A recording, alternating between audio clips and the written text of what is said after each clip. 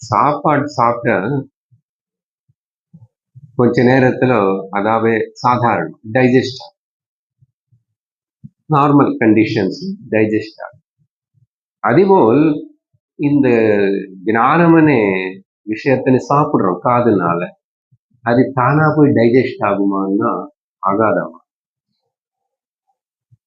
இதுக்கு கொஞ்சம் மனநம் நிதித்தியாசனம் பண்ணா தவிர நான் கேட்கிறேன்.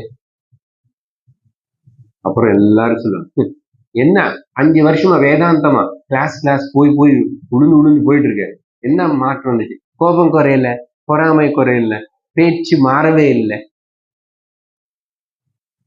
அப்படி யாராவது சொன்னா அப்பாவது கவனிக்கணும். ஆமா இதன் தானே சொல்லுவாங்க.